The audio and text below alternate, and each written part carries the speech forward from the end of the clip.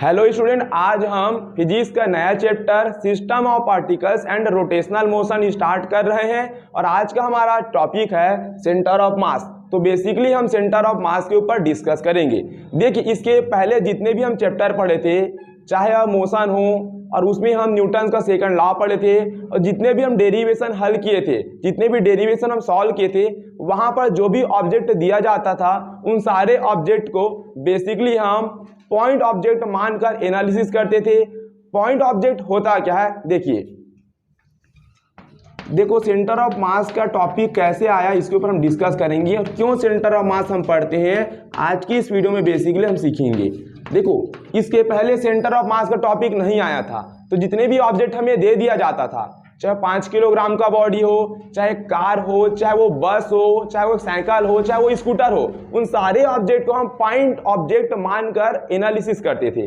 Point object ऐसा object होता है जिनका साइज उनके द्वारा ट्रैवल किए गए डिस्टेंस के कंपेयर में नेग्लिजिबल होता है। सपोज एक कार है और कार का साइज 1 मीटर, 2 मीटर, 3 मीटर जो भी है 5 मीटर है, लेकिन कार अपने साइज के कंपेयर में बहुत ज़्यादा काफ़ी लॉन्ग डिस्टेंस ट्रैवल करता है।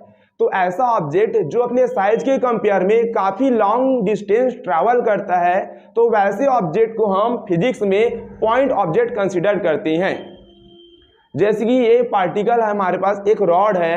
अगर ये रॉड, इस रॉड को मैं यहाँ से यहाँ तक फेंक दिया, मतलब खुद 1 मीटर का रॉड है और इसको मैं 2 से 3 मीटर फेंक दिया, तो क्या आप इसको पॉइंट ऑब्जेक्ट कंसीडर करोगे? नहीं करना।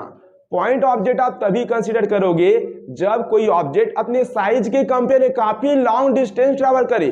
और मैंने कहा इस 1 मीटर के क्षण को, 1 मीटर का पाइप को 2-3 मीटर फेंक दिया, तो मानते हैं कि अपने साइज के कंपेयर में थोड़ा 2 से 3 टाइम ज्यादा गया, लेकिन ये बहुत ज्यादा लॉन्ग डिस्टेंस तो नहीं गया ना, तो इस केस में ये ऑब्जेक्ट हमारा पॉइंट ऑब्जेक्ट नहीं है। उसी केस में अगर इस चॉक को मैं फेंकूंगा 10 मीटर पर सेकेंड की वेलोसिटी से, तो देखो साइज के कंपेयर में काफी लॉन्ग डिस्टेंस ट्रैवल कर रहा है ये चॉक, तो इसको हम पॉइंट ऑब्जेक्ट कंसीडर कर सकते हैं। तो सेंटर ऑफ मास टॉपिक पढ़ने से पहले जितने भी प्रीवियस चैप्टर हम पढ़े हैं, वहां पर जितने भी ऑब्जेक्ट देते थे उन सारे ऑब्जेक्ट को हम पॉइंट ऑब्जेक्ट मानकर कंसीडर करते थे। क्लियर है बात? चलो, लेकिन दिक्कत क्या हुआ, यदि क्या होगा जब हमारे पास पॉइंट ऑब्जेक्ट नहीं होगा, यानी कि हमारे पास कोई ऐसा सिस्टम है जिनका साइज जो है बहुत ज़्यादा है इनके द्वारा ट्रैवल किए गए डिस्टेंस से, इनका साइज बहुत ज़्यादा है और इनके द्वारा ट्रैवल किया गया डिस्टेंस कम है, तो आप ऐसे ऑब्जेक्ट को तो पॉइंट ऑब्जेक्ट नहीं मान सकते। तो क्या करेंगे? अगर ये पॉइंट ऑब्जेक्ट नहीं है तो हम इसका एनालिसिस कैसे करेंगे?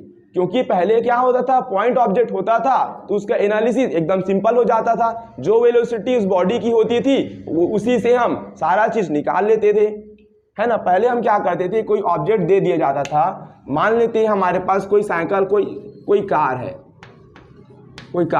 कोई बोलता था भैया कार का आप मोमेंटम निकाल के दिखाओ, तो हम क्या करते थे, कार का साइज बहुत छोटा है, इसके द्वारा ट्रैवल किए गए डिस्टेंस से, तो अगर कार की वेलोसिटी 10 मीटर पर सेकेंड होती थी और कार का मास यदि 500 किलोग्राम होता है, तो कार का मोमेंटम फाइंड करना हमारे लिए बेहद आसान हो जाता है। हम मास इंटू वेलोसिटी का मल्टीप्लाई करते हैं और इस कार का मोमेंटम हम आसानी से बता देते हैं। क्यों? क्योंकि इस कंडीशन ये सिर्फ हमारे पास एक पॉइंट ऑब्जेक्ट है, पॉइंट ऑब्जेक्ट का वेलोसिटी दे देता। लेकिन अब हमारे पास ये पॉइंट ऑब्जेक्ट रहा क्या? अब ये हमारे पास पॉइंट ऑब्जेक्ट नहीं रहा, क्योंकि इनका साइज काफी ज्यादा है इनके द्वारा ट्रैवल किए गए डिस्टेंस से। तब कोई पूछे भैया चलो एक कंसिडर्ड फिनोमिना हम एज्यूम करते हैं, यहाँ पर मान लेते हैं मान लेते हैं सिस्टम है। देखो, सिस्टम किसे बोला जाएगा? सिस्टम हम उसी चीज को बोलेंगे जिसमें 2 या 2 से ज्यादा पार्टिकल होंगे। एक पार्टिकल मिलके कभी सिस्टम तैयार नहीं होता।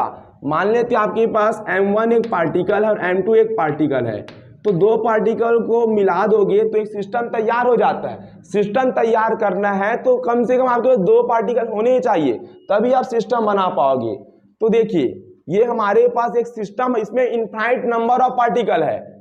चलो, इस सिस्टम को मैं ओमेगा एंगुलर वेलोसिटी से रोटेट करना चालू किया, पेंडुलम मान के चलो, पेंडुलम है।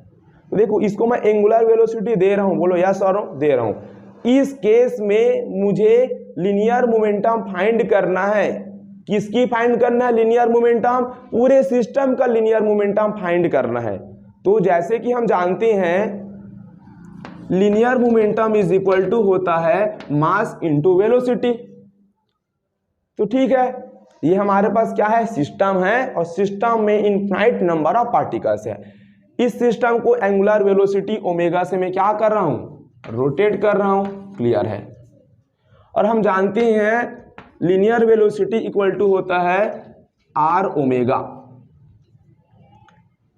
ये जो ऑब्जेक्ट इसको मैं यहां कंसीडर करता हूं कुछ इस प्रकार।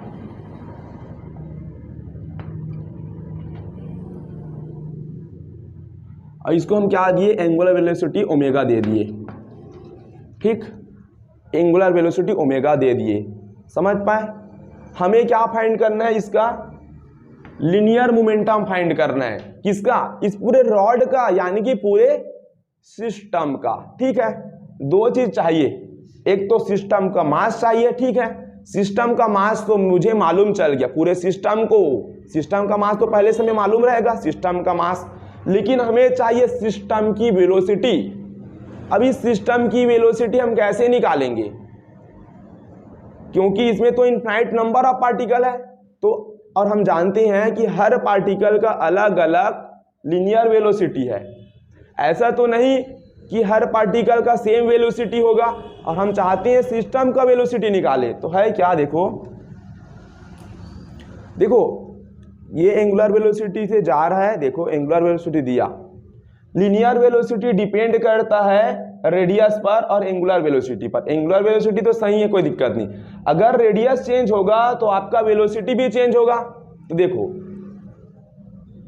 मान लेते हैं ये हमारे पास मूल पॉइंट है, ओरिजिन मान लो, सेंटर मान लो, जो भी मानना मान लो। और मान लेते हैं यहाँ पर कोई एक पार्टिकल है, यहाँ पर भी पार्टिकल है, यहाँ पर पार्टिकल, यहाँ पर पार्टिकल, यहाँ पर पार्टिकल, यहाँ पर पार्टिकल। पाइप तो ऐसे इनफाइनाइट नंबर ऑफ पार्टिकल्स मिलकर मान लेते हैं, इसमें हमारे 100, 200, 300 पार्टिकल है। ठीक, यहाँ पर कोई ना कोई पार्टिकल होगा, तो यहाँ से यहाँ तक उसका रेडियस तो अलग होगा, यस और नो। और यहाँ कोई पार्टिकल होगा, तो यहाँ से यहाँ तक उसका रेडियस फिर से चेंज हो जाएगा। इस पोजीशन पर और कोई पार्टिकल होगा तो उसका रेडियस और चेंज हो जाएगा। यानी कि भैया हम इससे क्या समझे? इससे हम ये समझेंगे अगर रेडियस चेंज होगा ना आपका, तो आपका वेलोसिटी भी चेंज हो रहा है। नहीं हो रहा है क्या? देखो, और बॉटम में जो पार्टिकल होगा ना, इसका रेडियस काफी ज्यादा आ गया। देखो बॉटम का पार्टिकल का यहां से आप रेडियस देखो, डिस्टेंस काफी ज्यादा हो गया हमारा आर। अगर आर काफी ज्यादा हो गया तो हमारा लीनियर वेलोसिटी भी काफी ज्यादा हो गई। इसका मतलब हम ये समझ रहे भैया कि जो नीचे में जो पार्टिकल है इसका आर बहुत ज्यादा है, यानी कि इसका वेलोसिटी भी बहुत ज्यादा है। हमें दिख नहीं रहा है। अरे भाई दिखेगा तुम्हें, देखो देखो इस टॉप वाला जो वेलोसिटी है यहाँ का रेडियस कम है, रेडियस कम तो वेलोसिटी कम, रेडियस यानी कि डिस्टेंस समझो। और बॉटम में जो पार्टिकल है देखो इनका आर काफी ज्यादा हो गया, तो नीचे वाला जो तल है, नीचे वाला जो पार्टिकल है काफी ज्यादा से रोटेट कर रहा है। देखो इन नीचे वाला का जो लीनियर वेलोसिटी काफी ज्यादा है एज कंपेयर टू नियरली, देख पा रहे हो यहाँ पर। तो इसका मतलब भैया अगर यहाँ पर हम जानते हैं यहाँ की वेलोसिटी कम है v1, यस सुनो, और यहाँ की वेलोसिटी क्या है? इसके कंपेयर में ज्यादा है v2। इस पार्टिकल का वेलोसिटी और ज्यादा हो गया, इस पार्टिकल की वेलोसिटी v4 और ज्यादा हो गया, इस पार्टिकल की वेलोसिटी और ज्यादा हो गया, और नीचे में जो बॉटम में होगी इसकी वेलोसिटी क्या हो गया? और ज्यादा हो गया। क्यों? क्योंकि यहां से यहां तक रेडियस कम तो वेलोसिटी कम। इस पार्टिकल को देखो तो यहां से यहां तक पार्टिकल का आर बढ़ गया तो वेलोसिटी बढ़ गया, और बॉटम में जो होगा इसका आर काफी ज्यादा तो इसका लीनियर वेलोसिटी भी काफी ज्यादा। और हम बात कर रहे हैं भैया अब पूरे सिस्टम का हमें मोमेंटम निकालना है। अब मोमेंटम निकालना है, पूरे सिस्टम का वेलोसिटी चाहिए। और ये सिस्टम जो है, सिस्टम के अंदर जो इनफाइनाइट नंबर ऑफ पार्टिकल है, सारे पार्टिकल अलग अलग वेलोसिटी से चल रहे हैं, यस और नो। तो अब हम मोमेंटम कैसे फाइंड करेंगे? Linear momentum. तो हमारे पास एक मेथड तो हो गया इंटीग्रेशन मेथड। हम क्या करेंगे, छोटे से पार्ट काट देंगे और छोटे से पार्ट का हम मोमेंटम फाइंड कर लेंगे और इनिशियल लिमिट और फाइनल लिमिट यानी कि लोअर लिमिट और अपर लिमिट लगा के हम क्या करेंगे, चीज़ों को इंटीग्रेट कर देंगे और पूरे सिस्टम का हम मोमेंटम फाइंड कर लेंगे। समझ पाए इस बात को? तो एक तो ये तरीका हो गया। हमें सिर्फ क्या चाहिए, हमें सिर्फ अगर सिस्टम का वेलोसिटी मिल गया, इस सिस्टम का वेलोसिटी मिल गया ना पूरे पार्टिकल का, तो आराम से हम मोमेंटम फाइंड कर लेंगे इस पूरे सिस्टम के मास में इस सिस्टम का वेलोसिटी का मल्टीप्लाई करा के। तो पहला मेथड तो आपका इंटीग्रेशन हो गया। अब सेकंड मेथड होता है आपका सेंटर ऑफ मास। देखो सेंटर ऑफ मास होता क्या है, कोई भी ऑब्जेक्ट जहां पर भी बैलेंस हो जाता है वही उसका सेंटर ऑफ मास होता है। सेंटर ऑफ मास का मतलब है उस पूरे सिस्टम का मास एक पॉइंट पर कंसंट्रेटेड होता है। पूरे सिस्टम का मास एक पॉइंट पर कंसंट्रेटेड होगा, एक पॉइंट पर केंद्रित होगा, वही हमारे पास उस सिस्टम का सेंटर ऑफ मास होगा। जैसे ये सिस्टम है, सिस्टम का मतलब बहुत सारे नंबर ऑफ पार्टिकल मिलकर सिस्टम तैयार करती हैं। तो आइए इसे कोशिश करते हैं कि बैलेंस करने का। और यहाँ ये बॉडी, ये सिस्टम जहाँ पर बैलेंस हो गया, जिस पॉइंट पर ये बैलेंस हो गया वही इसका सेंटर ऑफ मास है। चलिए बैलेंस करते हैं इसको। देखो ये सिस्टम सेंटर पर बैलेंस हो चुका है, देख सकती हैं। देखो ना तो इधर गिर रहा है सिस्टम, ना तो इधर गिर रहा है, यहाँ पर बैलेंस हो गया। इसका मतलब हम क्या समझे भैया, इसका मतलब आप ये समझो कि पूरे सिस्टम का जो मास है वो एक पॉइंट पर कंसंट्रेटेड है। जितने भी आप सिस्टम देखते हैं उन सिस्टम का मास कहीं ना कहीं, सिस्टम का सारा मास कोई ऐसा पॉइंट होता है जहां पर वो कंसंट्रेटेड होगा। जिस पॉइंट पर चीजें बैलेंस होती है उस पॉइंट पर पूरे सिस्टम का मास कंसंट्रेटेड माना गया है। तो इसका मतलब क्या समझे, तो देखो कंसंट्रेटेड माना गया है और ऐसा ये भी कहा गया है कि जिस पॉइंट पर सारा मास कंसंट्रेटेड होता है और इस सिस्टम पर जितने भी आप एक्सटर्नल फोर्स लगाओगे उन सारे फोर्स को इस कंसंट्रेटेड पॉइंट पर अप्लाई हो रहा है, ऐसा बोला गया फिजिक्स में। और यह बोला जाता है कि यदि आप सिस्टम का सेंटर ऑफ मास का एनालिसिस कर लेते हैं, यानी कि सिस्टम जहां पर बैलेंस हो गई उस पॉइंट को आप खोज लेते हैं, वही पॉइंट आपका सेंटर ऑफ मास होता है। और सेंटर ऑफ मास मिलने के बाद आप सेंटर ऑफ मास की वेलोसिटी कैलकुलेट कर लेते हैं, तो सेंटर ऑफ मास का जो कैलकुलेट होगा वेलोसिटी का वही पूरे सिस्टम का होगा। यानी कि यदि आप ये नहीं चाहते हो, आप चाहते हो कि हमें भैया इस सिस्टम का पूरा मोमेंटम निकल जाए, तो आप चाहते हो कि सिस्टम का वेलोसिटी मिल जाए। और पहला तरीका था तो अलग अलग पार्टिकल है तो इंटीग्रेशन करना पड़ेगा, काफी लॉन्ग हो जाएगा। और दूसरा तरीका यह है कि यदि आप नहीं चाहते कि आप एक एक पार्टिकल को पकड़ पकड़ के एनालिसिस करके वेलोसिटी निकाल के ऐड करो, अगर आप पूरे सिस्टम का सेंटर ऑफ मास का एनालिसिस कर लेते हो तो सेंटर ऑफ मास की जो हरकतें होगी, सेंटर ऑफ मास जो हरकत करेगा, सेंटर ऑफ मास की जो वेलोसिटी होगी वही पूरे सिस्टम का हरकत होगा। यानी कि पूरे सिस्टम में अगर आप सेंटर ऑफ मास का एनालिसिस कर लिए तो समझो भैया आप पूरे बॉडी का एनालिसिस कर लिए। क्लियर है? तो इंटीग्रेशन से मैं बचना चाहता हूं तो मेरे पास तरीका है कि मैं इसका सेंटर ऑफ मास खोज लूं और सेंटर ऑफ मास का मैं वेलोसिटी निकाल लूंगा। अगर सेंटर ऑफ मास का वेलोसिटी मिल जाता है तो समझो सेंटर ऑफ मास जैसा रिएक्ट करेगा ना पूरे सिस्टम वैसा रिएक्ट करेगा। तो अब से याद रखना कि कोई भी सिस्टम में आप सारे पार्टिकल का इंडिविजुअल स्टडी करोगे तो बहुत टफ हो जाएगी पूरी चीजें। तो आप सारे पार्टिकल का एनालिसिस मत करो, आप सिर्फ सेंटर ऑफ मास का एनालिसिस करो, क्योंकि सेंटर ऑफ मास का आप एनालिसिस कर लोगे तो सेंटर ऑफ मास का जो हरकत होगा, सेंटर ऑफ मास का जो वेलोसिटी होगा पूरे सिस्टम का होगा। क्यों? क्योंकि सेंटर ऑफ मास पर जितने भी फोर्स आप अप्लाई करती है वो सेंटर ऑफ मास पर कंसंट्रेटेड होता है। अब वो फोर्स सेंटर ऑफ मास पर जैसे रिएक्शन करेगा, जैसे रिएक्ट करेगा, ये सिस्टम पर जितने भी फोर्स अप्लाई करोगे तो सेंटर ऑफ मास पर सारे फोर्स वर्क कर रहे होंगे, वही सेंटर ऑफ मास पर जो भी फोर्स एक्ट करेंगे तो वही सारा सिस्टम का होगा। तो इसलिए हम सारे सिस्टम का स्टडी न करके सिर्फ सेंटर ऑफ मास का स्टडी करेंगे, और सेंटर ऑफ मास का वेलोसिटी से यहाँ मल्टीप्लाई कर दोगे सेंटर ऑफ मास का वेलोसिटी से पूरे सिस्टम के मास को, तो आपको लीनियर मोमेंटम फाइंड हो जाएगा। ये तो क्लियर हो गई सेंटर ऑफ मास। देखो यार, और एक बात बता रहा हूँ, सेंटर ऑफ मास डिफाइन है तो ओनली सिस्टम ऑफ पार्टिकल के लिए। अगर आपको एक पार्टिकल है तो सेंटर ऑफ मास डिफाइन नहीं होगा। सेंटर ऑफ मास डिफाइन है सिस्टम ऑफ पार्टिकल के लिए। अगर आपके पास ऐसा कोई सिस्टम है जिसमें बहुत सारे पार्टिकल है तो आप उसका सेंटर ऑफ मास निकालोगे, उस सेंटर ऑफ मास के जो पार्टिकल होगा उसका वेलोसिटी आप फाइंड आउट करोगे। चलो एक चीज और करते हैं,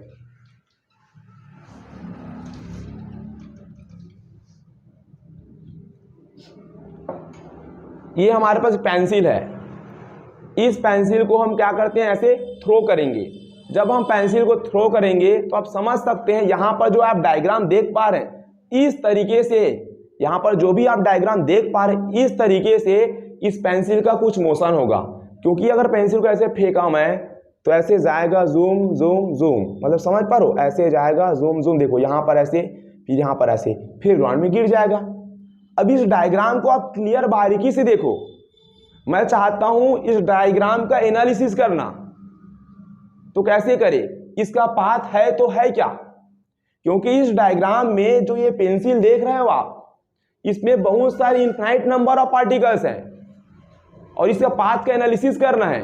तो अगर मैं इस पेंसिल का जो ये जो पॉइंट देख रहे हो आप, नीचे साइड बॉटम साइड पॉइंट देख रहे हो, सारे नीचे वाले पॉइंट का अगर मैं मिला दूंगा तो इसका पाथ कुछ इस प्रकार से ड्रॉ होगा। इसी प्रकार ये जो पेंसिल देख रहे हो इसका टॉप वाले पॉइंट को अगर मैं जोड़ दूंगा, जितने भी स्नैपशॉट लेके रखा हूं ना पेंसिल का डायग्राम में देखो, तो टॉप वाले पॉइंट को अगर मैं मिला दूंगा तो कुछ इस प्रकार से पाथ दिखेगा। पाथ समझ नहीं आ रहा है, उसके बाद आप इस पेंसिल का इस पॉइंट का एनालिसिस कर लेना, सारे पॉइंट को जोड़ देना, अलग पाथ दिखेगा। समझते हैं यार पाथ आखिर हो क्या रहा है। लेकिन जैसे ही आप इस पेंसिल का सेंटर ऑफ मास वाला पाथ देखोगे, कहाँ है भैया इस पेंसिल का सेंटर ऑफ मास वाला पाथ, तो सबसे पहले पेंसिल कहाँ पर बैलेंस हुई, ये देखो, ये पेंसिल कहाँ बैलेंस हुई, ये पेंसिल यहाँ पर बैलेंस हुई। ब्लैक कलर का मार्क आउट किया गया डायग्राम में देखो। अब उस जितने भी पेंसिल का ब्लैक कलर का मार्क आप देख रहे हो, यही उस पेंसिल का सेंटर ऑफ मास है, यानी कि वो पेंसिल वहीं पर बैलेंस हुई है। अब उन सारे को आप मिला दोगे, सारे डॉटेड सेंटर ऑफ मास को, तो उनका रास्ता बड़ा सिंपल है और आपको पैराबोलिक शेप मिला। देखो नहीं मिला क्या, डायग्राम में देखो क्या मिला आपको, पैराबोलिक शेप मिला।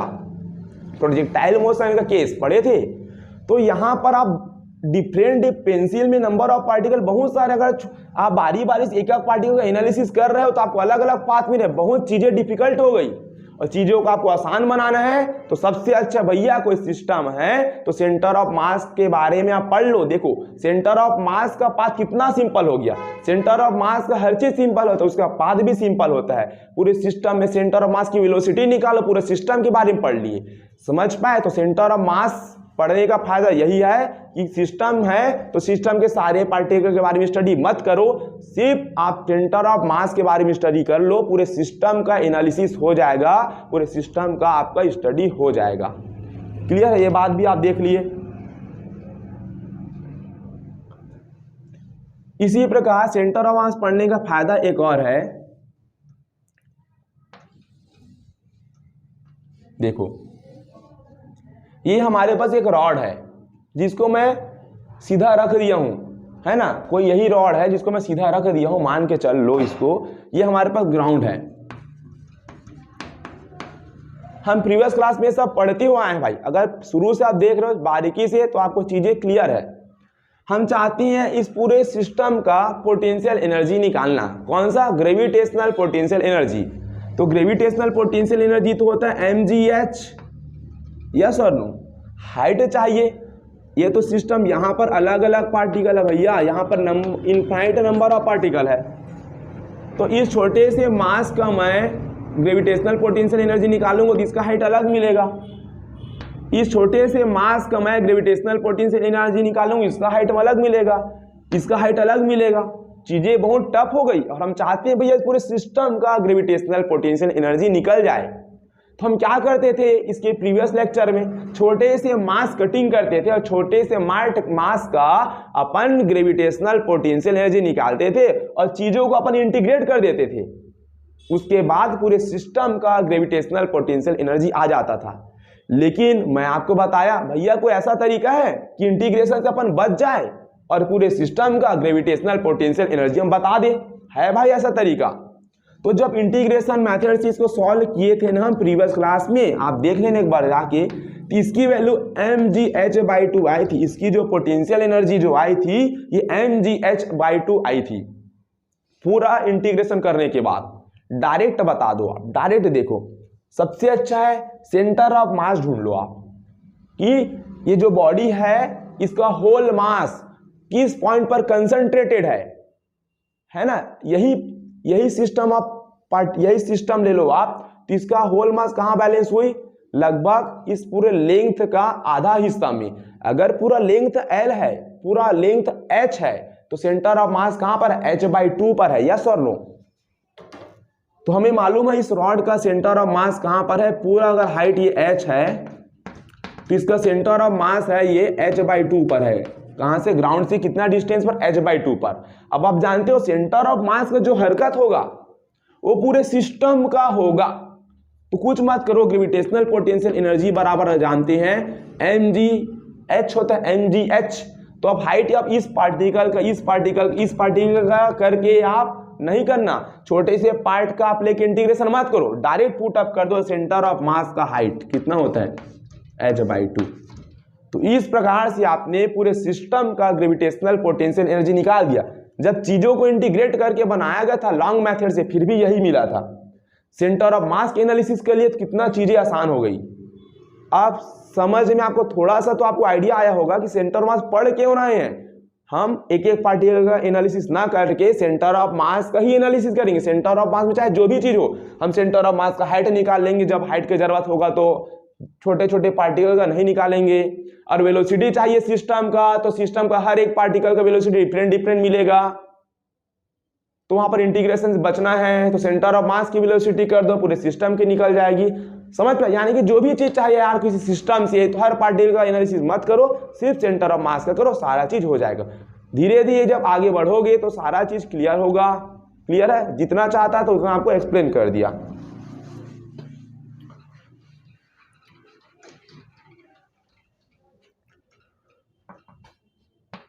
देखो आप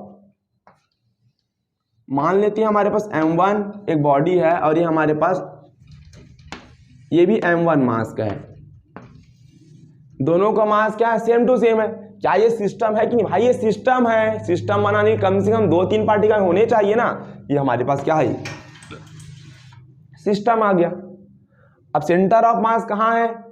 आप जानते हैं अगर दो बॉडी है और दोनों का मास सेम टू सेम है, यस सुनो, तो इसका सेंटर ऑफ मास कहाँ मिलेगा? दोनों के बीच में।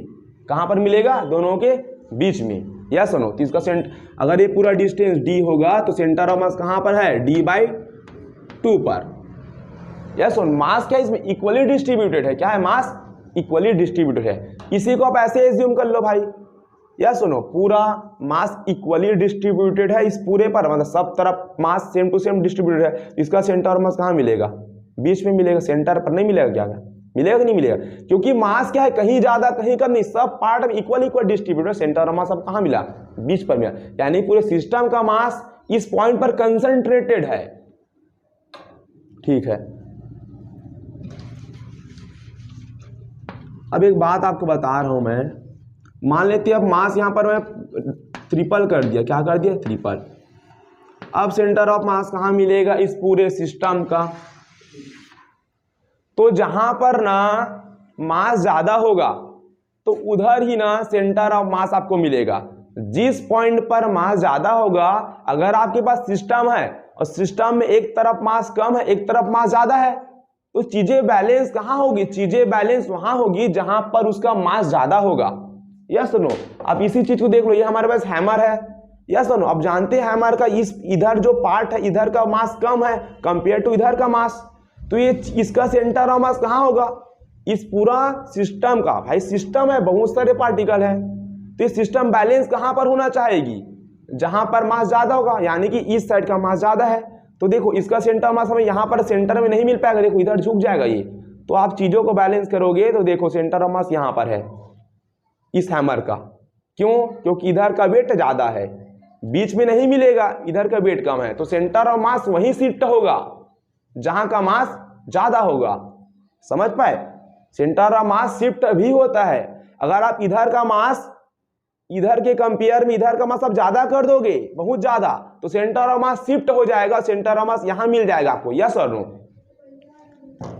अब इस पेन को देखिए, यस नो? पेन के केस में सेंटर ऑफ मास आपको यहां मिल रहा है कहीं, देखो, यस नो?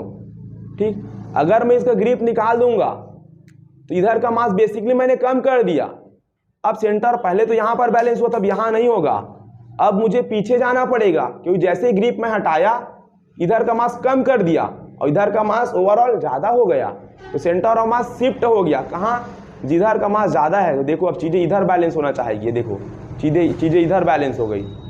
समझ पाए? तो सेंटर ऑफ मास उधर शिफ्ट हो जाता है भाई, जिधर का मास ज्यादा मिलता है। क्लियर है बात? तो ये तो हम समझ पाए। ठीक, चलो डेफिनेशन अब देख लेते हैं सेंटर ऑफ मास का। The centre of mass is the representative point. Centre of mass ऐसा रिप्रेजेंटेटिव पॉइंट है at which whole mass of the system is to be concentrated. Centre of mass पूरे system का एक ऐसा point होता है जहां पर पूरे सिस्टम के मास को कंसंट्रेटेड माना जाता है। क्लियर है बात? ठीक, तो चलो centre of mass of system of particles 2 part में डिवाइड किया गया। इतना क्लियर है कि सेंटर ऑफ मास आ गया तो सिस्टम ऑफ पार्टिकल्स है तो सेंटर ऑफ मास है। इसके पहले हम ऐसा टॉपिक नहीं पढ़ते थे भाई, क्योंकि इसके पहले जो ऑब्जेक्ट दिया जाता था वो पॉइंट ऑब्जेक्ट होता था, यानी कि उसको इंडिविजुअल एक पार्टिकल ही मान के एनालिसिस करते थे। कोई ट्रक आ गया, कोई बस आ गया, तो उसको एक पॉइंट ऑब्जेक्ट मान लेते थे। तो वहां पर सिस्टम ऑफ पार्टिकल ऐसा कोई वर्ड यूज करते थे क्या? नहीं करते थे। लेकिन अब करना पड़ेगा क्योंकि अब हम पॉइंट ऑब्जेक्ट से हटके बात करने जा रहे हैं। यस और नो? क्लियर है बात? और कभी हम पढ़ते थे, याद करो,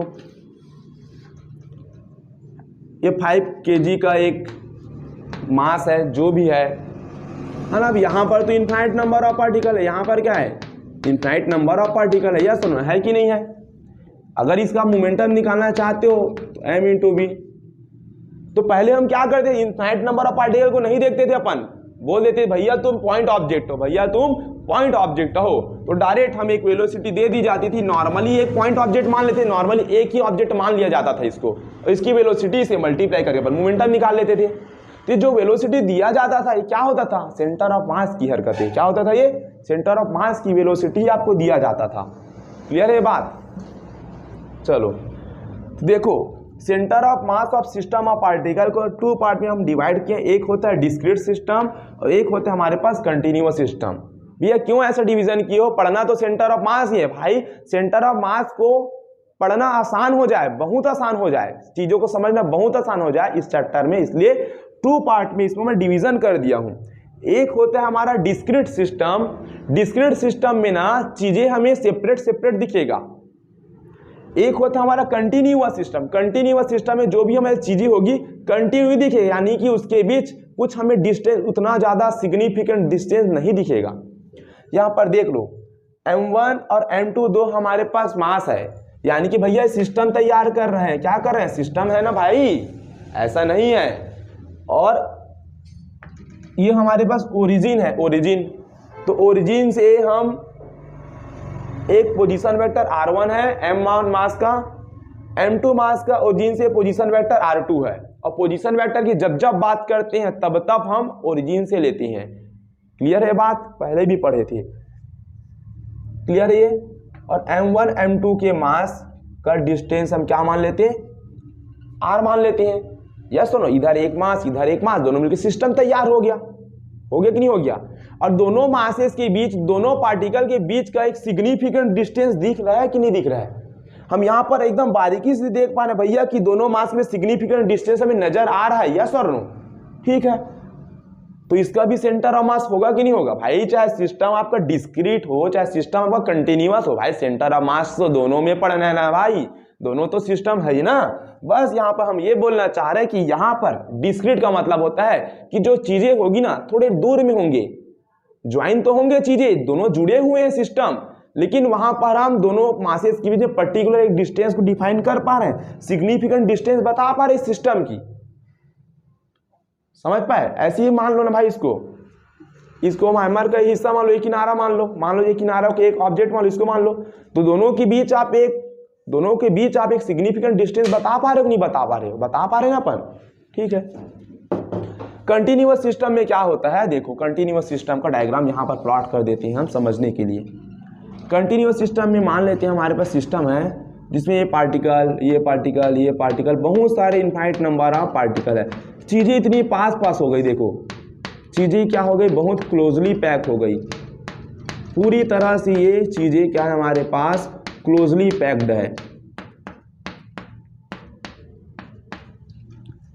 है ना। मतलब ये M1 है तो इसका मास M2 है तो इसका मास M3 है। अब पूरे सिस्टम का मास ओवरऑल बाहर से देखो कैपिटल M बोलोगे, यस और नो, नहीं बोलोगे क्या बोलोगे।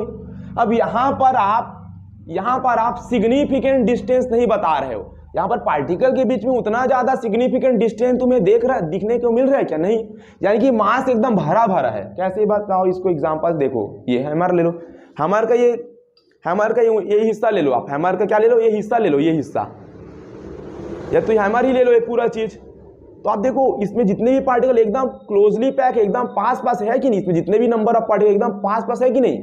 तो यहाँ पर ऐसा सिस्टम होगा हमारे पास कंटिन्यूअस सिस्टम में आपको मासेस के बीच में उतना ज्यादा डिस्टेंस देखने को नहीं मिलेगा। देखो यहाँ पे जितने भी मास है इक्वली हर पार्ट में डिस्ट्रीब्यूटेड है कि नहीं, बोलो यस और नो। अब पहले क्लास में क्या होता था, इधर एक मास, तो दोनों मास के बीच में आपको सिग्निफिकेंट डिस्टेंस देखने को मिलता था। होता तो ये भी सिस्टम है, तो क्लियर है। यहाँ पर जो होगा हमें सिग्निफिकेंट डिस्टेंस देखने को मिलेगा मासेस के बीच में। और जब यहाँ पर कंटिन्यूअस सिस्टम होगा तो मास क्या होगा, इतने ज्यादा भरे होंगे आसपास इतने ज्यादा छोटे छोटे पॉइंट होंगे कि आप यह नहीं बता पाओगे उनके बीच कितना सिग्निफिकेंट डिस्टेंस है। तो ऐसा पार्टिकल ऑफ सिस्टम को बोलते हैं अपन कंटिन्यूअस सिस्टम। क्लियर है बात, ठीक है ना। तो अब इस स्लाइड में हम सेंटर ऑफ मास का फॉर्मूला देखेंगे कि हमें सेंटर ऑफ मास का, तो इस स्लाइड में हम सेंटर ऑफ मास का फॉर्मूला देखेंगे कि सेंटर ऑफ मास का फॉर्मूला है क्या। देखो सेंटर ऑफ मास का डेरिवेशन नहीं बता रहा हूं मैं कि सेंटर ऑफ मास का डेरिवेशन कैसे हुआ, कैसे सेंटर ऑफ मास का फॉर्मूला को जनरेट किया गया, ये आप अपने बुक में देख सकते हैं, बहुत इजी तरीके से एक्सप्लेन किया गया है, समझ सकते हैं। यहाँ पर हम सेंटर ऑफ मास का डायरेक्ट सीधा फॉर्मूला के ऊपर बात करेंगे। तो देखिए Newton's second law for system of particles, यानी कि जो सेंटर ऑफ मास का जो फॉर्मूला निकाला गया है न्यूटन सेकंड लॉ से ही निकाला गया है, समझ पाए। देखो बुक में जब आप देखोगे ना इसका डेरिवेशन, तो ये सिस्टम है, सिस्टम में इनफाइनाइट नंबर ऑफ पार्टिकल्स हैं, तो यहाँ पर दो प्रकार के फोर्स लग रहे हैं। सबसे पहली बात, सिस्टम पर इंटरनल फोर्स अप्लाई हो रहा है। इंटरनल फोर्स यानी कि सिस्टम के अंदर जो मॉलिक्यूल्स है, जो पार्टिकल्स है, वो दो एक दूसरे के ऊपर फोर्स लगा रहे हैं, और इस सिस्टम के बाहर हम एक्सटर्नल फोर्स लगाते हैं। न्यूटन का सेकंड लॉ क्या होता है, न्यूटन का सेकंड लॉ में एक्सटर्नल फोर्स की बात की जाती है।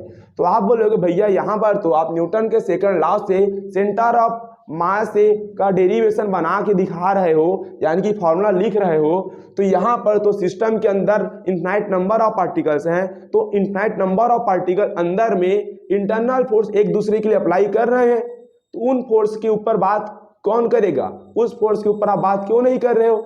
अभी जो फोर्स के ऊपर जो मैं बात कर रहा हूँ, इस फॉर्मूले में जो भी फोर्स मैं लिया हूँगा, सेंटर ऑफ मास के इस फॉर्मूले में जो भी मैं फोर्स लिया हूँ वो एक्सटर्नल फोर्स ही लिया हूँ, इंटरनल क्यों नहीं लिया हूं। अभी देखो जब आप डेरिवेशन सॉल्व करोगे ना, मान लेते हैं इसी पाइप को यहाँ पर ड्रॉ कर लिया, तो इसके अंदर इनफाइनाइट नंबर ऑफ पार्टिकल होती हैं जो रैंडमली कहीं भी अरेंज होती हैं, ओके। तो क्या होता है, ये पार्टिकल जो इस पर फोर्स लगाता है तो ये पार्टिकल पर इस पर भी फोर्स लगा देता है, यानी कि एक एक्शन दे देता है, दूसरा रिएक्शन दे देता है, और दोनों इक्वल और अपोजिट डायरेक्शन। उसके बाद ये पार्टिकल इस पर फोर्स लगाता है तो ये वापस इस पर लगा देता है, ये इस पर लगाता है तो ये वापस इस पर लगा देता है। तो इस सिस्टम के अंदर जितने भी अंदर में नंबर ऑफ पार्टिकल होंगे, वो सारे पार्टिकल इंटरनल एक दूसरे के ऊपर फोर्स लगाते रहते हैं, इक्वल मैग्नीट्यूड के अपोजिट डायरेक्शन में फोर्स लगाते रहते हैं, तो सारे फोर्स का मैग्नीट्यूड आपस में कैंसल आउट हो जाता है, इसलिए इंटरनल फोर्स की पूरी वैल्यू 0 हो जाती है। इसलिए हम सिर्फ बात करते हैं सेंटर ऑफ मास के टॉपिक में कि इस सिस्टम पर कौन सा फोर्स अप्लाई हो रहा है, जो हम लगाना चाह रहे हैं, जो हम लगाएंगे एक्सटर्नल फोर्स। कौन सा फोर्स? External force. तो सेंटर ऑफ मास का जो फॉर्मूला डिराइव किया गया है ये न्यूटन सेकंड लॉ से डिराइव किया गया है, क्योंकि पार्टिकल पर फोर्स लगाओगे ना तुम सिस्टम पर एक्सटर्नल फोर्स, क्योंकि इंटरनल फोर्स तो ऐसे 0 हो गया। समझ पाए? जब बुक को आप देखोगे ना इसका डेरिवेशन को, तो वहां पे आप समझ जाओगे चीजों को। ओके, तो देखिए मान लेते हैं ये M1 और ये M2 दो ऑब्जेक्ट हैं, दो पार्टिकल है, यानी कि दो पार्टिकल है। इन दोनों पार्टिकल से मिलके क्या तैयार हो गया भैया? हमारा एक सिस्टम तैयार हो गया। क्या तैयार हो गया? सिस्टम। और सेंटर ऑफ मास की बात करते तो सिस्टम के लिए करते हैं ना, और सिस्टम में 2 या 2 से ज्यादा पार्टिकल होने चाहिए। तो हमारे सिस्टम में फिलहाल हम 2 पार्टिकल ले लिए हैं और दोनों पार्टिकल से मिलकर हमारा एक सिस्टम तैयार हो गया है। और इस सिस्टम को हम क्या बनाना चाहते हैं? सेंटर ऑफ मास चाहते हैं। क्या चाहते हैं? सेंटर ऑफ मास। इसका मास M1, इसका मास M2। तो देखो सेंटर ऑफ मास जब बताओगे ना तो आपको ओरिजिन सेलेक्ट करना पड़ता है। क्या करना पड़ेगा भाई? एक ओरिजिन सेलेक्ट करना पड़ेगा, ओरिजिन के रिस्पेक्ट में आपको बताना पड़ेगा। तो ये हमारा ओरिजिन है जिसका कोऑर्डिनेट 0,0। तो M1 मास जो है ओरिजिन से R1 डिस्टेंस पर दूर है और M2 मास जो है ओरिजिन से R2 डिस्टेंस दूर है, यानी कि M1 मास का पोजीशन वेक्टर R1, M2 मास का पोजीशन वेक्टर R2। और पोजीशन वेक्टर को हमेशा ओरिजिन से ही बताया जाता है, ये हम बात अच्छी तरह से सीख चुके हैं।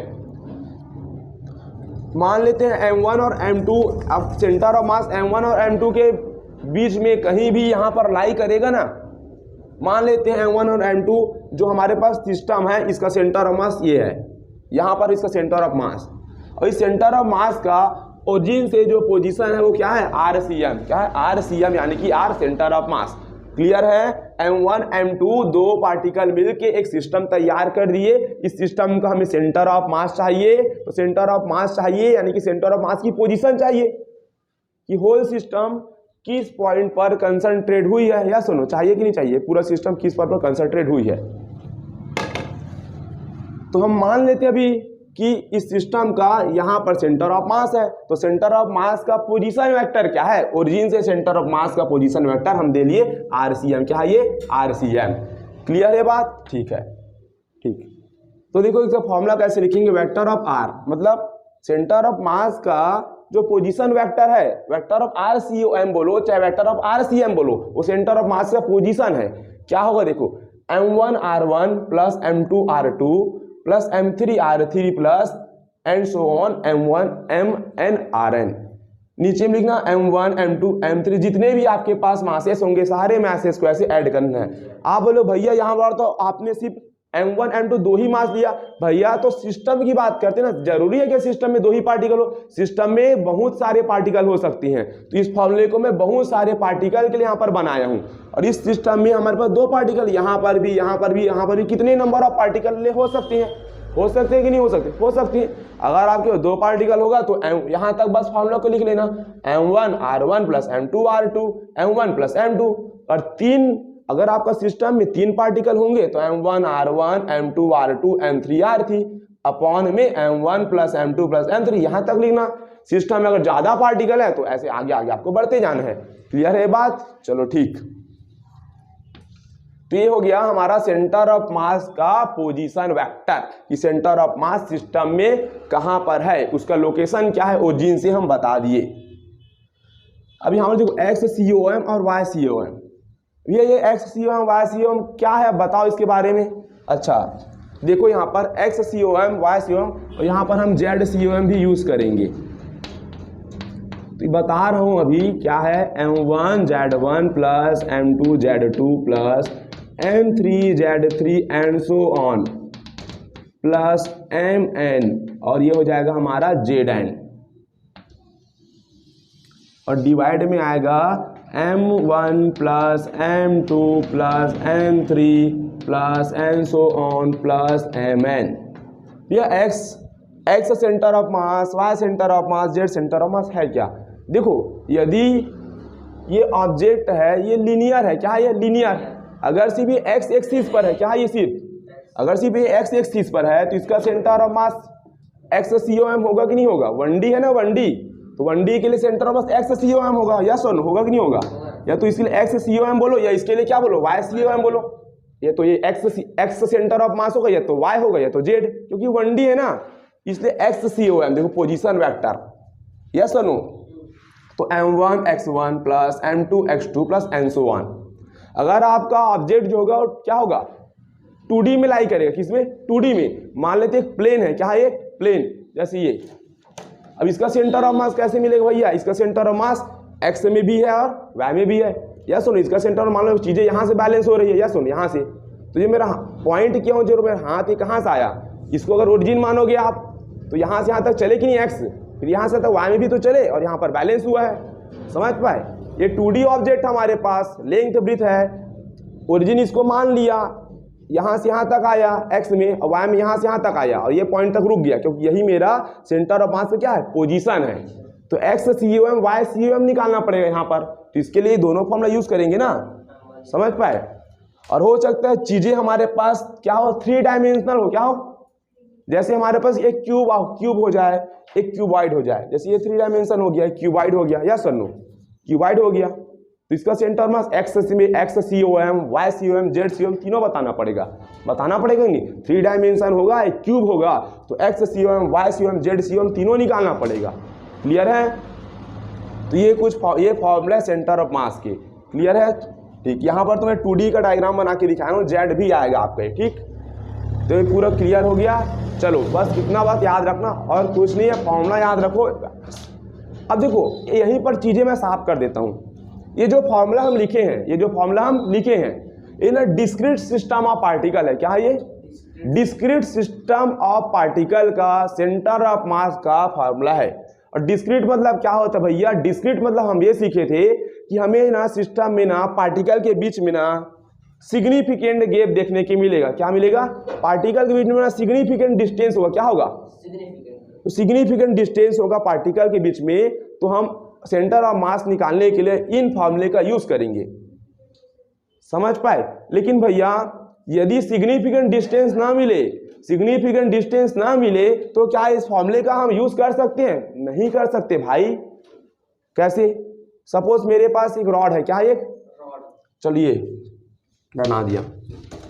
मान लेते हैं मेरे पास एक रॉड है लोहे की, क्या है ये? रॉड। इसमें मास जो है ना यूनिफॉर्म डिस्ट्रीब्यूट है। क्या डिस्ट्रीब्यूट है मास? इसमें मास क्या है? यूनिफॉर्म डिस्ट्रीब्यूट है। अब ये हमारे पास डिस्क्रीट सिस्टम नहीं है, ये हमारे पास कंटिन्यूअस सिस्टम है। कैसे? कंटिन्यूअस यानी कि मास डिस्ट्रीब्यूट है कंटिन्यूअस, हर यूनिट लेंथ में मास क्या है? कंटिन्यूअस डिस्ट्रीब्यूट है यहाँ पर। तो यहाँ पर भैया क्या हम सेंटर ऑफ मास से इस फॉर्मूले का यूज नहीं कर सकते, क्योंकि इसके अंदर इनफाइनाइट नंबर ऑफ पार्टिकल्स हैं, है कि नहीं? और हर पार्टिकल के बीच में सिग्निफिकेंट डिस्टेंस न के बराबर है। तो आप कैसे x1 y1 x2 y2 निकालोगे? नहीं ना। तो ये फॉर्मूला कब यूज करेंगे? जब सिस्टम डिस्क्रीट होगा, यानी कि उसमें मासेस के बीच में पार्टिकल के बीच में सिग्निफिकेंट हमें क्या मिलेगा?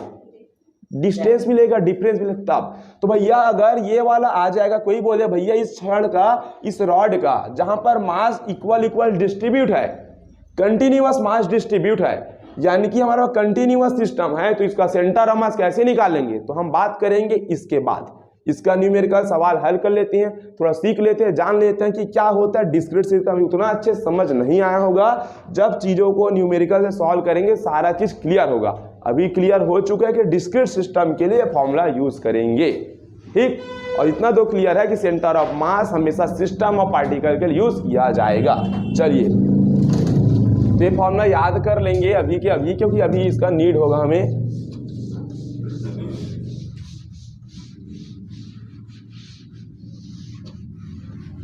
तो यहां पर क्वेश्चन नंबर 1,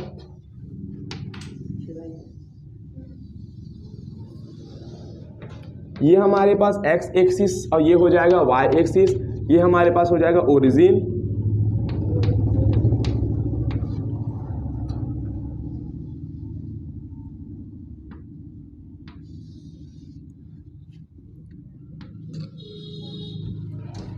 इसका मास 4m, ये ऑब्जेक्ट है, इसका मास 2m, ये दोनों ऑब्जेक्ट एक्स एक्सिस पर लाई कर रहे हैं, तो इसका कोऑर्डिनेट मैं बता रहा हूँ। इसका कोऑर्डिनेट हमारे पास 2,0 और फिर इसका कोऑर्डिनेट है 4,0। तो यहां पर देखिए हमारे पास दो मासेस है, मतलब हमारे पास एक सिस्टम है भाई, सिस्टम डिस्क्रीट सिस्टम, और सिस्टम में 2 नंबर ऑफ पार्टिकल है। ये हमारे पास क्या है, ये हमारे पास एक सिस्टम है और सिस्टम में 2 नंबर ऑफ पार्टिकल। कैसा सिस्टम, डिस्क्रीट सिस्टम। यहाँ पर मासेस के बीच में सिग्निफिकेंट डिस्टेंस देखने को हमें मिल रहा है, तो हमें मालूम है कौन सा फॉर्मूला अप्लाई करना है।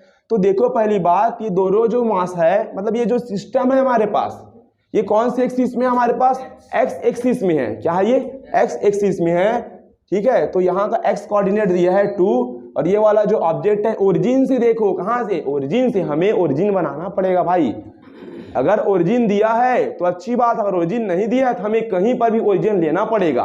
कहाँ पर लेंगे ओरिजिन, जब ओरिजिन नहीं दिया होगा तो आगे बात करेंगे, ठीक। तो इस ऑब्जेक्ट का एक्स एक्सिस में कितना कोऑर्डिनेट है, 4, और वाई में तो 0 है, वाई में तो है ही नहीं है क्या आपका सिस्टम, वाई में नहीं है।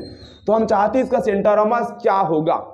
तो इतना तो कंफर्म भैया, इसका सेंटर ऑफ मास यहाँ बीचों बीच तो नहीं मिलेगा, क्योंकि इसका वजन 4m हो गया, इसका वजन 2m हो गया। या सुनो, वजन अलग अलग है, और जिसका मास मास दोनों का मास अलग अलग है ना। अब मास जहां पर ज्यादा होता है सेंटर ऑफ मास वहीं पर होता है, तो हमें मालूम है सेंटर ऑफ मास बीचों बीच तो नहीं, कहीं यहाँ लाई करेगा, क्योंकि इसका मास ज्यादा है, तो सेंटर ऑफ मास कहीं यहीं लाई करेगा। मतलब ये कोऑर्डिनेट एक्स एक्सिस में है दोनों ऑब्जेक्ट, तो एक्स एक्सिस में कितना डिस्टेंस पर है, 2, वाई में नहीं है तो 0। ये एक्स में कितने पर है, 4, वाई में नहीं है ये तो 0। क्लियर, ऐसा तो नहीं है कि यहाँ पर है क्या, ऐसे नहीं, ठीक। तो यहाँ पर हम क्या निकालेंगे, XCOM। तो क्या हो जाएगा इसका फॉर्मूला, M1x1 प्लस M2x2, और ये हो जाएगा हमारे पास M1 प्लस M2, क्योंकि इस सिस्टम में 2 नंबर ऑफ पार्टिकल है, तो फॉर्मूले को यहीं तक हम रोक देंगे, होल्ड डाउन, ठीक।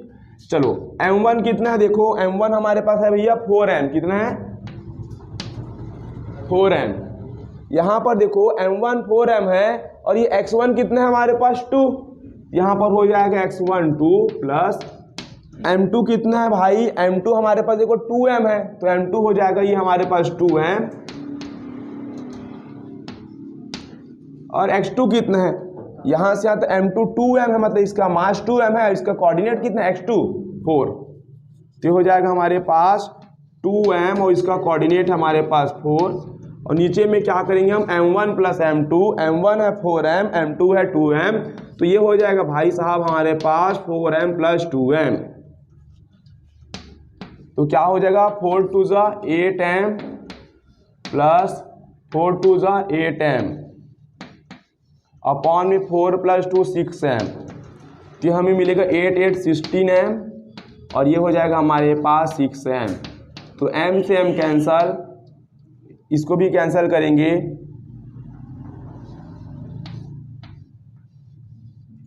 तो 8/3। तो हमारे पास जो सेंटर ऑफ मास मिला, इसको डिवाइड कर देंगे,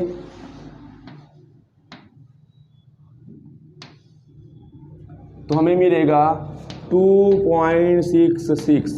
तो हमें क्या मिला, XCOM हमें मिला ओरिजिन से 2.66, कितना आया 2.66, और YCOM क्या है आपका 0 है, YCOM क्या है 0 है, ठीक, क्योंकि Y कोऑर्डिनेट तो 0 0 दिया, देख लो ना, YCOM निकालो, यहाँ Y1 रखते हैं, यहाँ Y2 है, तो पूरा 0 बन जाता। तो देखो 2.66, तो ओरिजिन से कहाँ पर जाओ आप, 2.66, यहाँ से आता है 2 है, यहाँ से आता है 2 है, तो 2.66 कहीं यहाँ पर होगा। या सुनो, ये हमारे पास क्या है, ये XCOM क्या है, ये है हमारे पास सेंटर ऑफ मास। या सुनो, तो सेंटर ऑफ मास का पोजीशन क्या है, 2.66 पर ये सेंटर ऑफ मास का पोजीशन है। देखो यहाँ से यहाँ तक, ओरिजिन से यहाँ तक, ठीक। देखो ये XCOM ओरिजिन से लिया गया है ना, दोनों बॉडी के रिस्पेक्ट में देखोगे तो इसी की तरफ तो शिफ्ट हुआ, मास ज़्यादा था, तो देखो या सुनो, ठीक है। तो ये निकाल ली चीज़ों को। चलो क्वेश्चन नंबर 2, यहाँ पर अब देखिए, है ना, अब क्वेश्चन थोड़ा हार्ड होगा, इजी रहेगा, ठीक, डरने वाली बात नहीं है। मतलब सेंटर मास में ना पूरा जियोमेट्री का भी खेल रहता है ना। चलो ये हमारे पास स्क्वायर है, क्या ये हमारे पास स्क्वायर, स्क्वायर ऐसे दिख रहा है कि नहीं भाई, स्क्वायर बनाए हो ना, रेक्टेंगल मत समझ लेना, ठीक। ये हमारे पास क्या है, स्क्वायर है, क्या स्क्वायर, और स्क्वायर की साइड क्या ए, तो ये इसका साइड ए, इसका साइड ये, इसका साइड ये, इसका साइड ए। स्क्वायर का साइड क्या है हमारे पास, ए है, कितना है, ए। और स्क्वायर के चारों कोनों में हम क्या रखे हैं, मास। इस कोने पे m मास है, इस कोने पे हमारे पास 2m मास है, इस कोने पर हमारे पास 3m मास है, और इस कोने पर हमारे पास 4m मास है। हो गया। तो फाइंड करना है इसका सेंटर ऑफ मास का पोजीशन, कि ये जो स्क्वायर है चारों कोनों में मास रखे हुए हैं, तो ये हमारे पास कैसा सिस्टम है भाई, डिस्क्रीट सिस्टम है। यहाँ पर मासेस के बीच सिग्निफिकेंट डिस्टेंस देखने को मिल रहा है। तो हमारा सवाल है कि XCOM और YCOM कैसा निकाला जाएगा। तो देखो पहली बात तो ये दोनों डायमेंशन में आ गई, x में भी आ गई और y में भी आ गई, यस और नो। तो इसका XCOM भी निकलेगा और YCOM भी निकलेगा, यस और नो। तो फॉर्मूला तो हमारा सेम रहेगा। तो देखो यार, सबसे पहले तो आपको बताना पड़ेगा कोऑर्डिनेट, क्या बताना पड़ेगा, कोऑर्डिनेट। 3m 4m m और 2m, ये मासेस का हमें कोऑर्डिनेट बताना पड़ेगा, कि जब तक कोऑर्डिनेट नहीं बताओगे आप फॉर्मूला कैसे लगाओगे, क्योंकि आपके फॉर्मूले में क्या था, m1 x1 m1 y1, तो x1 x2 x3 y1 y2 y3 क्या है, कोऑर्डिनेट है। अब कोऑर्डिनेट के लिए आपको ओरिजिन चाहिए, क्या चाहिए, ओरिजिन, कि कहाँ ओरिजिन लो, क्वेश्चन में तो नहीं दिया है ना, तो अपन अभी फिलहाल ओरिजिन मान लेते हैं इस पॉइंट को, इसको क्या मान लेते हैं अपन, ओरिजिन 0,0।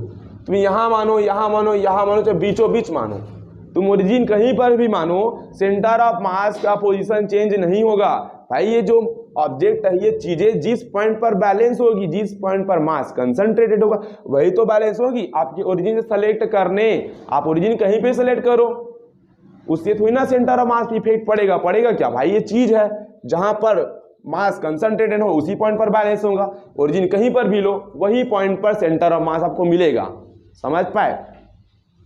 अगर ये कोऑर्डिनेट मेरा 0,0 हो गया, तो ये कोऑर्डिनेट क्या होगा भैया हमारे पास, a,0, या सनु, क्योंकि देखो क्या है, ये यहाँ पर साइड a है और यहाँ पर क्या है, y में 0, या सनु, मास x में ही तो है। ऊपर जाओ तो ये कोऑर्डिनेट क्या होगा, यहाँ से यहाँ तक a, x में a गए और y में भी कितना गए, a गए, तो a,a। इसका कोऑर्डिनेट क्या होगा भाई, देखो यहाँ पर तुम कहाँ गए, y है, x तो यहाँ 0 है, y में गए तुम, तो x 0 है और y में कितना गए तुम, a गए। इसका कोऑर्डिनेट हो गया 0,a। तो सबसे पहली बात, ओरिजिन सेलेक्ट कर लो, कहीं पर ले लो, एक ओरिजिन सेलेक्ट करने के बाद सारा कोऑर्डिनेट आप इस तरह से रिप्रेजेंट कर दो। अब कितना इजी हो गया सेंटर ऑफ मास निकालना, या सुनो, समझ पाए कि नहीं। तो XCOM क्या होगा भाई, देखो XCOM इक्वल टू होगा यहाँ पर m1 x1, चार पार्टिकल है, m2 x2 plus m3 x3 plus m4 x4, होगा कि नहीं, 4 पार्टिकल है यहाँ पर, 4 मासेस हमें दिया गया है डिस्क्रीट सिस्टम में। तो यहाँ पर हम लिख देंगे m1 m2 plus m3 m4, yes और नो। चलो m1 देखो भाई, m1 कितना हमारे पास 3m, क्या है 3m। जरूरी नहीं कि आप शुरू में इसी को m1 बोला है भाई, इसको भी बोल दो, कोई दिक्कत वाली बात है क्या, इसको m1 बोल दो, इसको m2, कोई दिक्कत नहीं भाई, जो लोग उसका कोऑर्डिनेट लेना पड़ेगा। तो m1 हमारे पास 3m है और x कोऑर्डिनेट देखो कितना है इसका, x1 0, ये हो जाएगा हमारे पास 3m और x1 हो गया 0 प्लस m2 है 4m, x कोऑर्डिनेट हमारे पास a, तो ये हो जाएगा भाई हमारा 4m, x कोऑर्डिनेट हो गया 0 प्लस m3 हमारे पास m है और कोऑर्डिनेट है x3a, तो ये हो जाएगा m और कोऑर्डिनेट x3 कितना है हमारे पास a प्लस m4 हमारे पास 2m है, x कोऑर्डिनेट इसका है 0, तो ये हो जाएगा 2m और x कोऑर्डिनेट हो गया हमारे पास 0। उसके बाद देखो m कितना है हमारे पास 3m plus 4m plus m plus 2m, 3m 0 4m और ये a, m और A 2m और 0, तो ये 0 बन गई, ये चीज़ भी 0 हो गया, तो 4ma प्लस ma, तो ये हो जाएगा हमारे पास 5ma। क्या हो जाएगा 5ma। देखो 4ma प्लस 1ma, क्योंकि ये चीज़ 0 हो गया, ये भी 0 से मल्टीप्लाई 0, तो 5ma। 4 + 3 7 8 9 10, तो 10/ma। ma से ma कैंसल आउट हो गया, हमें मिला 5 1 = 5, 5 2 = 10, हमें मिला 1/2। क्या मिला हमें 1/2। तो क्या भैया x सेंटर ऑफ मास क्या हुआ 1/2, क्या हुआ 1/2, क्या हुआ 1/2। अब क्या निकाल लेंगे यहाँ पर हम YCOM, सॉरी यहाँ पर a गलती से लिख दिए, a नहीं है ये, okay, rare mistake, a/2, okay. m से m कैंसल, तो ये a रिमेनिंग रहेगा, तो 5 1 = 5, 5 2 = 10, और a रिमेनिंग a/2 हो जाएगा। गलती से यहाँ a लिख दिया था मैं, a/2, यानी कि XCOM भैया a/2 माने x ओरिजिन से तुम a/2, यस यहाँ पर है क्या भैया, देखो तो यहाँ पर, यस सुनो, ये क्या हमारे पास, ये पूरा साइड क्या है, ये पूरा साइड हमारे पास a, और a/2 x में ये है कि नहीं भैया, ये x में क्या है, यही आधा है कि नहीं a/2। YCOM है, तो YCOM के लिए हमें ऊपर जाना पड़ेगा, यहाँ पर कहीं ना कहीं, यहाँ पर है ना, ओरिजिन से यहाँ तक तो हम चलेंगे XCOM a/2, और y की लंबी कहीं यहाँ ऊपर मिलेगा, यहाँ ऊपर कहीं पर भी मिल सकता है, समझ पाए कि नहीं। तो YCOM निकालेंगे, तो YCOM के लिए जहाँ जहाँ x1 है वहाँ वहाँ y1, जहाँ x2 है y2, x3 है y3, x4 है वहाँ y4 रख दो। तो क्या करेंगे हम, m1 y1 plus m2 y2 plus m3 y3 plus m4 y4, और ये हो जाएगा भैया m1 plus m2 plus m3 plus m4। अब हम क्या चाहते हैं YCOM, क्योंकि XCOM तो देख लिए a/2 हो गया, और ये लॉजिक से भी सही, देखो ना 3m 2m 5m 4m 1m 5m, इधर भी टोटल 5m 5m, तो 5m 5m है, तो कंफर्म है कि XCOM यहाँ पर a/2 होता ही होता।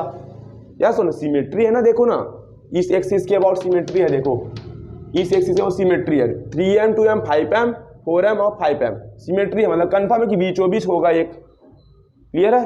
अब एक तो इधर मिलेगा आपको कहीं y में ऊपर, निकालेंगे, चलो सेम यही लॉजिक लगाना है। तो m1 y1 मतलब देखो 3m और ये 0, m1 y1, y का कोऑर्डिनेट देखो, अब ये 3m m1 y1 plus m2 y2, तो 4m, और ये हो जाएगा हमारे पास 0 plus m3 y3 m3 m और y3 a, तो m और ये a हो जाएगा, और m4 y4 2ma, क्या होगा भाई 2m और a, और सारे मास को हम ऐड कर देंगे, तो क्या मिलेगा 3m plus 4m plus ma plus 2m, क्या मिलेगा 4 + 3 7 8 9 और ये 10m, तो क्या होगा भैया, ये पूरा 0, ये पूरा 0, 2ma 1ma 3ma, क्या हो जाएगा 3ma/10m। तो देखो m से m कैंसल, तो 3/10 और ये a हो जाएगा, तो हमें क्या मिलेगा, डिवाइड करेंगे तो 0.3a। तो भैया आपने YCOM भी शानदार तरीके से बता दिया, पूरा बात समझ में आ गया, आ गया, आ गया, ठीक, चीज़ें समझ में आ गई। और XCOM क्या हम फाइंड आउट किए भैया, अभी हम XCOM फाइंड किए a/2। तो देखो सेंटर ऑफ मास का लोकेशन बता दिए, अब पहुंच रहा हूं मैं वहां तक, देखो ओरिजिन है XCOM a/2 पहुंच गया, अब यहाँ से y में भागना है, y में 0.3 × a डिस्टेंस आना है, मतलब यहाँ पर कहीं आएगा, है ना, एग्जैक्ट वैल्यू नहीं पता ना, पता ना यहीं पर कहीं मिलेगा, तो ये हो जाएगा आपका a/2, 0.3a, क्या ये आपका सेंटर ऑफ मास का पोजीशन, ठीक, चीजें यहाँ पर बैलेंस हो जाएगी, ये जो सिस्टम आपको दिया गया है, क्लियर है बात, चलो क्लियर है। तो इस प्रकार से आपको चीजों को सॉल्व करना है बारीकी से। चलो अब हम नेक्स्ट स्लाइड पर आ रहे हैं। और हम नेक्स्ट सवाल यहाँ पर सॉल्व करने जा रहे हैं। ठीक, तो ये हमारे पास सवाल नंबर हो जाएगा 3। ठीक, अब मैं आपको दे दिया हूँ एक इक्विलेटरल ट्रायंगल। क्या है भाई हमारे पास? इक्विलेटरल ट्रायंगल है यहाँ पर। ये हमारे पास इक्विलेटरल ट्रायंगल है। इक्विलेटरल ट्रायंगल, इक्विलेटरल ट्रायंगल यानी कि भैया ये साइड ए और ये साइड ये और ये साइड ये तो पहले ही हमें मालूम चल गया। या सुनो, इक्विलेटरल ट्रायंगल का ऑल साइड इक्वल होगा और हर एंगल 60 60 60। यहाँ पर m मास का ऑब्जेक्ट है, यहाँ पर m मास से एक पार्टिकल है इस कोने पर। तो इक्विलेटरल ट्रायंगल का जो वर्टेक्स है, तीनों वर्टेक्स पर हम सेम मास के 3 पार्टिकल को रख के एक सिस्टम तैयार कर दिए हैं। और इक्विलेटरल है तो सब साइड में a दे दिया हूँ, a क्लियर है। तो भैया सेंटर ऑफ मास निकालना पड़ेगा। तो सबसे पहले भैया ओरिजिन सेलेक्ट करना पड़ेगा कि कहाँ से और कहाँ से जाऊँ मैं, क्योंकि सेंटर ऑफ मास बताना है तो ओरिजिन पहले सेलेक्ट करना पड़ेगा। और कहीं पर ओरिजिन सेलेक्ट करो सेंटर ऑफ मास, आपको वहीं मिलेगा जहाँ ये चीज़ें बैलेंस हो गई। ऐसा नहीं कि इस पॉइंट को आप ओरिजिन मान लोगे सेंटर ऑफ मास से पोजीशन चेंज हो जाएगा, बिल्कुल नहीं, वहीं मिलेगा। तो हम क्या करते हैं फिर हाल अभी धीरे धीरे सीखते जा रहे हैं। तो ये क्या हो जाएगा हमारे पास, इस पॉइंट को हम क्या लेते हैं ओरिजिन, क्या लेंगे हम इसको ओरिजिन कर लिए, ओरिजिन। ठीक, चलो तो इसका कोऑर्डिनेट क्या हो जाएगा भैया हमारे पास a,0 या सुनो हो जाएगा। x में a है और y में तो नहीं है ना इसका पार्ट, तो 0 हो गया। भैया इसका कोऑर्डिनेट बता दो, इसका कोऑर्डिनेट बता दो। इक्विलेटरल ट्रायंगल, इसका कोऑर्डिनेट यानी देखो यहाँ से यहाँ तक गया तो ये पूरा साइड a है, तो आधा क्या होगा a/2, क्या होगा साइड a/2। यहाँ तक जाना है ना, इक्विलेटरल ट्रायंगल है तो आधा ये, तो यहाँ से यहाँ तक a/2 x में और y में ये। तो x तो आपने बता दिए भैया कि a/2 हो गया, यहाँ से यहाँ तक a/2। मुझे इसका कोऑर्डिनेट चाहिए तो x में भी ये पॉइंट, x में a/2 तो y में ये, तो ये डिस्टेंस मालूम है क्या? हाइट नहीं मालूम। और इक्विलेटरल ट्रायंगल का जो हाइट होता है ये क्या होता है भैया √3 और साइड का आधा, क्या होगा √3 और साइड का हाफ होगा। क्या होगा? इक्विलेटरल ट्रायंगल का जो हाइट निकालने का फॉर्मूला होता है √3 साइड का आधा, तो √3 हो जाएगा। और साइड हमारे पास कितना है? साइड हमारे पास इक्विलेटरल ट्रायंगल का a है, a, तो ये हो जाएगा √3 और a/2, √3 a/2। क्लियर है बात? पहले भी हम सीख चुके थे। ठीक, तो ये हो जाएगा √3 a/2। तो भैया इसका भी हम बारीकी से क्या निकाल लिए, कोऑर्डिनेट फाइंड आउट कर लिए। क्लियर है? √3 साइड का आधा। क्लियर है ये बात? चलो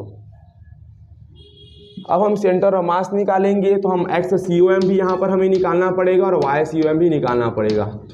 तो x COM m1x1 0, m into 0 हो गया, हुआ कि नहीं हुआ?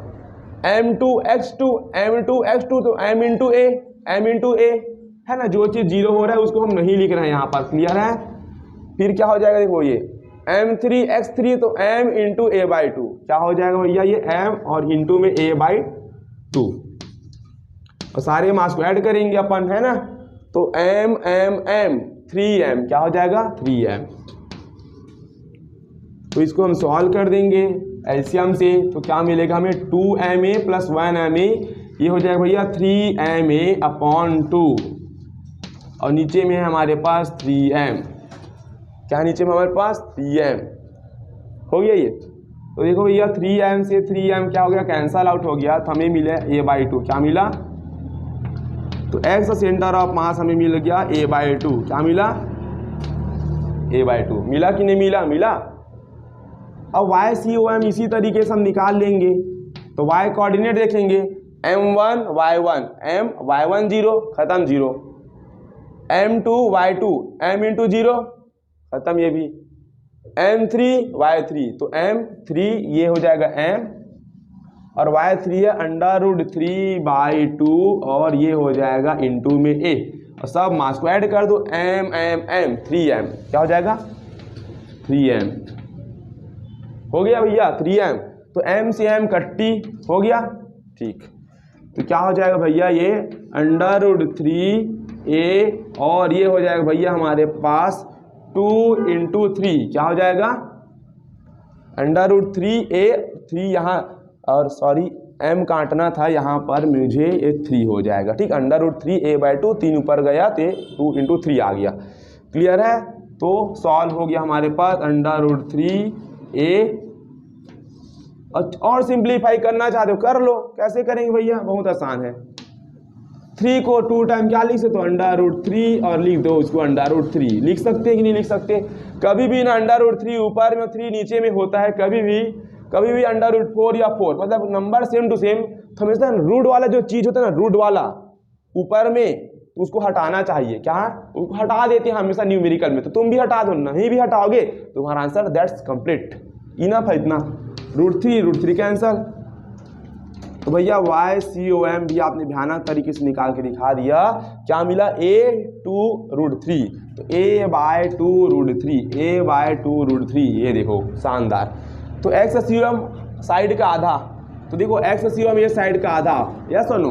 अब y में a/2√3, आगे जाऊंगा कहीं यहाँ पर मिलेगा, यस और नो। ये होगा कि नहीं होगा यहाँ पर, या तो यहाँ हो जाएगा। इसको कैलकुलेट करेंगे तो ये हमारे पास निकल गया सेंटर ऑफ मास का पोजीशन। क्लियर है? ठीक।